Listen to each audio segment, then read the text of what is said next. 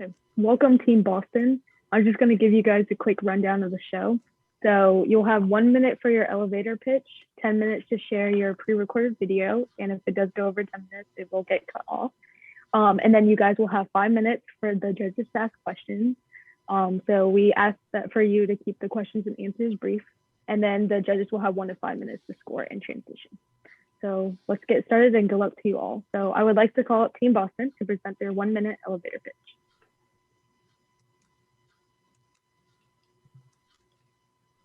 Hi, we are a team of 5 students who understand the difficulty of the high school experience. Right now, there's a lack of structured collaboration outside of school that has been a recurring problem aggravated by the pandemic. Students do not have the platform to receive help from most of their classmates or their teachers on assignments or while studying. Our platform Scollab eliminates this problem by creating an interactive classroom work environment. With the ability to communicate with all your classmates and teachers of your respective classes, Scollab integrates a chat and Q&A based system to bolster student collaboration. All of these features not only assist students, but they also assist and benefit teachers and school administrators who buy Scollab. As high schoolers ourselves, we know and feel the problem, and we know that this will solve it. We are trying to build a community among peers where they can work together and support each other on their individual academic endeavors from which they all grow and benefit from. We ask you to join us on this journey by supporting our launch into schools and help schools everywhere achieve this support for all of their students. For this, you can contact us at contact@scollab.org. Thank you so much. All right, thank you, Team Boston. Next, we will move on to see their pre-recorded video. Hi, my name is Rithik and I'm the CEO of Scollab. As a high school student, I get homework every day. One day for my math homework, I got a difficult quadratics problem and I was in desperate need of help from my peers. However, outside of school, I only had 2 contacts in my class. I asked one and they were struggling as well. I asked another and they referred me to someone else who I couldn't contact. When I emailed my teacher, they took almost a day to respond and the work was already due.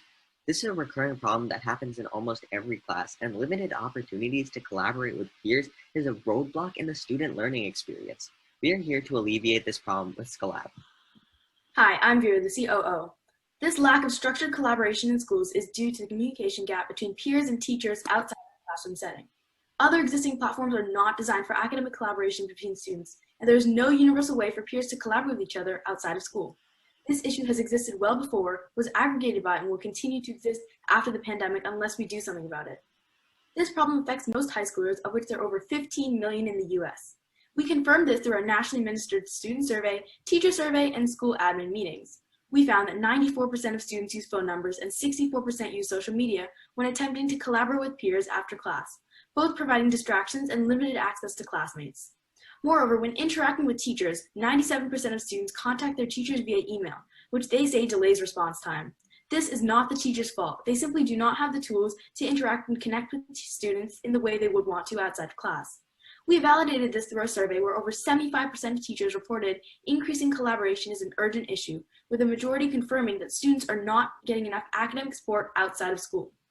Our company is Scollab, creating an interactive classroom work environment.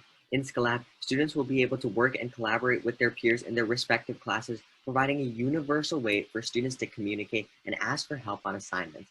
A Stanford study showed that people working collaboratively have a 64% higher engagement and success rate, something schools need to take advantage of. Hi, I'm Siddharth, the CIO. All of our features seen on the graph from our nationally administered student survey was heavily used in the creation of our platform. So you may be wondering, what can Scollab actually do?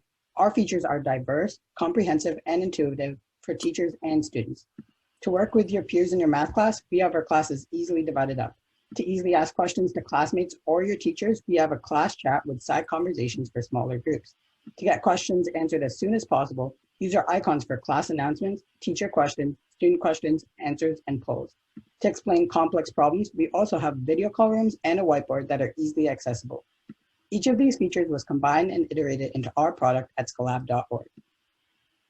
Here is the real coded website, scollab.org, where our minimal viable product is launched with our functionality and backend fully launched.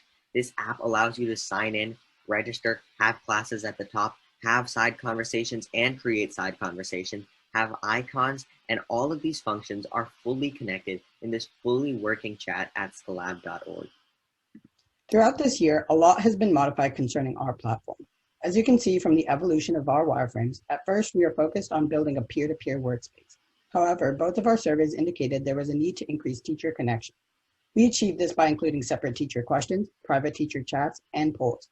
After our meetings with several high school teachers, we also adjusted our product's functionality and features to be more teacher-friendly, giving them more freedom, which they requested. Additionally, we got many administrators' perspectives on our product and made sure our platform conformed to minors' privacy rules. Hi, I'm Agam, the CMO. For administrators, the buyers of Scollab, they themselves stated that a product like ours could improve the edification of students and the overall connection and understanding of information within the curriculum. From this, students learn better, average test scores go up, and student engagement and interest increase exponentially. For educators, tools such as teacher questions, the private chats, and polls allow for them to get a better understanding of how and what their students are learning. We were able to hit all of the problem points emphasized in our teacher survey, and our meetings with educators confirmed a product like this could be incredibly beneficial in the classroom. Additionally, Scollab makes their jobs easier, as students will be able to help each other by asking and answering questions among themselves. Finally, students, the main users of Scollab, get great benefits. The class chat, private chats, and chat icons allow students to collaborate efficiently and effectively. Together, these features, among the others we have highlighted, will help students feel more engaged in their learning. Scollab will also help with their understanding of curriculum and likely help students with test scores, grades, and even social skills. Overall, all three customer personas achieve great benefits from Scollab. Taking all of this into account, we realized that we are only faced with indirect competitors as listed on the slide. From our research, we devised criteria that must be met for a successful school collaboration platform. Scollab excels in all of these categories, which our competitors do not achieve. Platforms implemented in schools right now, such as Google Classroom and Schoology, are not designed for academic collaboration, but rather for course management. For these reasons, we have plans to currently integrate into Schoology and to partner with Google Classroom in the future, unifying the online classroom experience. The market that Scollab is engaging in is the education technology market. Schools in the U.S. are a wide and diverse market, and the TAM is over $100 billion annually. The SAM has over 27,000 high schools with over 15 million students and 1 million teachers to sell to each year. Most excitingly, the edtech market is expanding. In 2020 and 2021, funding known as ESSER II of $122 billion from the federal government has been issued to help schools coming out of the pandemic. This funding is for schools to spend on products that fulfill the needs seen on the slide, and Scollab checks all of these boxes. Judges, the time has never been better to invest, as the edtech market is growing at an unprecedented rate. Hi, I'm Raj, the CFO. Our business model is to market and sell our product as a licensed and subscription-based service, where the schools or school districts would pay for the usage of all of their students and teachers as members of the product. The price of the plan will be determined with our cost of $2 per member per year. The buyers of this product, the administrators, informed us in our meetings that this price was more than reasonable to go to market. For our financial expenses, we are dealing with multiple costs with the undertaking of this product, as can be seen on the slide. Our expenses projections are current best estimates, and with these expenditures in mind, we were able to estimate our revenue and spending over the next 5 years. As we discussed earlier, our revenue streams rely on our income from schools. With our $2 per member per cost in mind, we came up with a financial estimate graph. Our projected revenue is displayed with the blue line and our expenses with the red line. With this data shown, we can estimate our revenue stream for up to the next 5 years, going from 5 schools to 75 schools. These projections are hyper-conservative and realistic, and by using Massachusetts averages of 1,250 members per school, we will be making just over $2,500 a school. Finally, this is a graph of our anticipated profits as per our previous understanding of revenue and expenses. As you can see, our profits and our profit margin increases heavily over these projected years, from no profit to 36% and 86% margins respectively. The most crucial part of going to market is getting schools to buy Scollab through our 4-step process. First, schools can try our product for free by signing up for a limited time demo for 4 of their classes. Schools can learn about Scollab in one of 3 ways: consistent pitching from our team, through our website, and word-of-mouth communication within the school atmosphere. Second, we will get KPIs from testing which are listed on the slide, such as the number of active users and chats per class. Third, using these metrics and personal testimonials will then further improve and pitch our product to more school districts. Finally, schools will buy our product with no installation fee, and onboarding will be done through video tutorials. As more schools buy, we'll have more KPIs, making the cycle a more effective pitching. Our timeline shown here displays our landmark events and estimated dates for those events. We've already hired a backend developer, and we plan to finish our product by August. From there, our continued pitching to schools following our 4-step plan will be initiated. From our meetings with several of our own school administrators, they were interested in our uptaking of this problem and inquisitive about our future steps. asking us to keep in touch and update them on our position. We have letters of intent from some of the top schools in Massachusetts like Lexington, Sharon, and Westboro school districts for a potential demo. With these LOIs, we have initiated the 4-step process where once these schools and more start to validate, our company will greatly expand. To get this far, we have worked with a number of real-world entrepreneurs who helped us reach these heights. Regionally, Arun Nijawan, Sugandha Taglikar, and Asit Goyal were all instrumental in our early success. As our aspirations grew, so did our advisory team. We met with Ben Bungert, who has extensive experience with ed tech companies and taught us how to better appeal to teachers and schools. We met with John Gamba, who has worked with countless startups in our industry and mentored us on how to take advantage of the current circumstances. We met with Susan Erickson, who with 30 years of experience is an expert on how schools view ed tech and reassured us that Scollab can expand into middle schools with little to no friction. We also worked with Joanna Smith, and as CEO of an ed tech company herself, she helped us view the problem we are solving in a more pragmatic way. All of the mentors we consulted with were paramount to the development of our company, and thanks to them, Scollab has evolved from an idea and potential product to a legitimate business. As high schoolers ourselves, we understand on a first-hand basis the academic struggles that students are faced with when attempting to collaborate with peers. Despite coming from a variety of schools, the 5 of us were able to come together to help solve this problem that we have such unique insight on. The world is changing and is more driven by technology and communication than ever before, and schools need to take advantage of that. We are here to help them do that with Scollab by establishing an online collaborative working environment for all of our peers to benefit themselves and schools everywhere. Thank you for your time.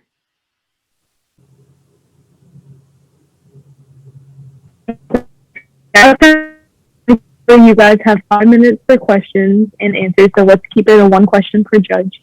Mr. Sheets, if you would like to start. Sure, thank you. Congrats on the LOIs. That's a great accomplishment at this stage for validation. When you were talking to the administrators of the schools, did you get a sense of the sales cycle? You talk about your timeline in terms of build, but what's the sales cycle in terms of adoption for some of these schools, and can you make it that far out?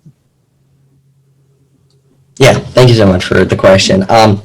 We actually did talk about this. We know that schools are known to have a rather large sales cycle. So what we've been doing is we've been getting these LOIs from these schools, and we know that they'll be willing to demo. That's why we've established our 4-step process where we will first start with the demo, then we will, and we'll get KPIs, we'll get testing data, and then from there we'll pitch to schools, and then schools will buy our product. And this process has been validated by our school administrators who we've talked to. They said that this is something that they're willing to do, and they very much appreciated the demo process and all of this. And it's also been validated by our mentors, such as Ben Bunger and Joanna Smith, who both have extensive experience in these school sales cycles.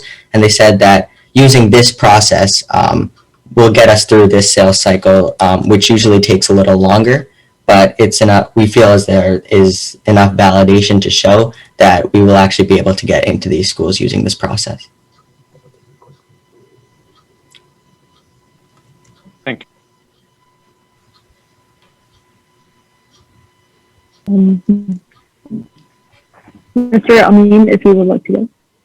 Yes, can you please elaborate on how much testing you did with the actual users of the system? You know, like what the students would experience versus, well, yeah, actually, please just elaborate on the testing of the students. So, yeah, in terms of actually testing the product, we weren't able to get that done.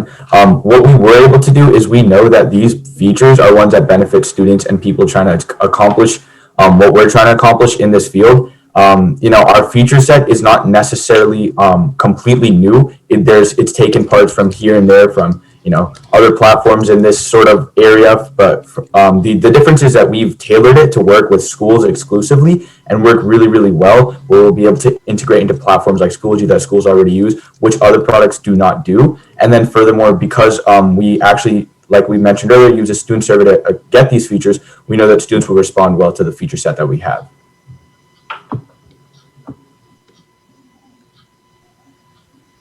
Mr. Bashin, if you would like to go. Sure, thank you. Great pitch. Just one quick question. How would you address data privacy and data security challenges for student and school data, which might be a possible challenge in a sharing platform like this?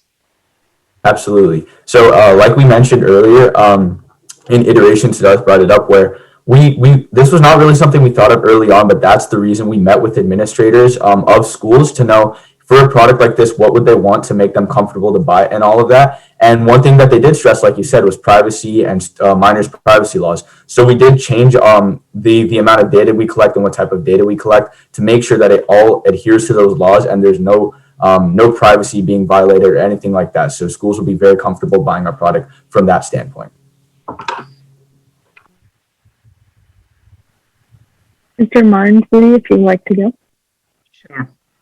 Very interesting idea and probably quite useful. And good to see you have interviewed different stakeholders or customers like students, teachers, and administrators. Particularly between the students and the teachers, did you find anything where what students find interesting, whereas teachers find something else more interesting, or any difference in their opinions on the validity or usability of this product? Yeah, Viri, would you like to touch on that? Yeah. So our students would like the control of creating side conversations and stuff, while teachers, they put like their trust in students to be able to use the platform in a appropriate sense. And there weren't any like big differences, but throughout different teachers had different ways that they would like to have monitor the platform and control the way that students are using it. But no, we didn't have too many differences between what students would like and what teachers would like. Yeah, just to touch on that a little bit more, we actually did talk to a lot of teachers and we've developed their version of the product. Obviously, it's going to be a little bit more different because their role is to be more in the creation of the class and more in the moderation. But one of their main roles will be answering questions for the students. And we have designed the wireframes for that, but we actually have the coded product for the students. And through this perspective, we were able to get this understanding of what teachers wanted, what students wanted, and they're relatively similar.